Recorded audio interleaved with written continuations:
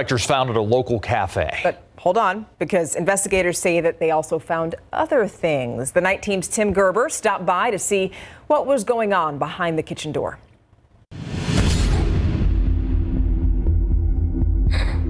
Our first stop this week takes us to the west side, where inspectors found multiple violations at the Old Highway 90 Cafe located in the 600 block of Old Highway 90.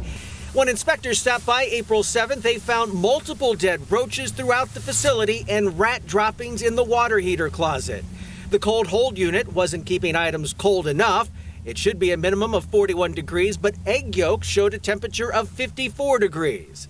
Employees were seen touching raw meat and then using a utensil to serve ready-to-eat food without washing their hands. Another employee observed touching ready-to-eat tortillas after touching a dirty rag. The cafe also written up for a repeat violation for multiple holes in the wall throughout the facility. They were ordered to make repairs with approved materials, the inspector noting cardboard may not be used.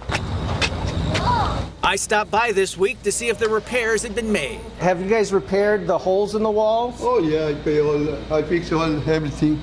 Employee Carlos Chacon showed me the work was ongoing. I need a painting. I'm not finished right now, but Still working on it. Yeah. Inspectors gave the cafe a barely passing score of 72. They have until July 6th to finish the repairs.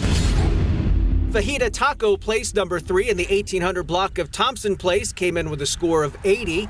On April 15th, the inspector found eggs on the prep line were 72 degrees. That's well over the recommended temperature of 45.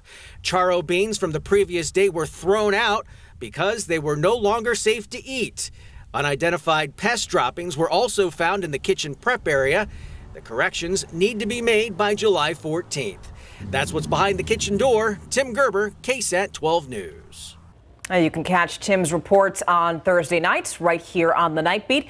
Several restaurants, we also have to mention, got perfect scores. And to see which one of them did well, you can hold up your camera phone to this QR code to the left side of your screen, and it's going to take you to our perfect scores database on KSAT.com.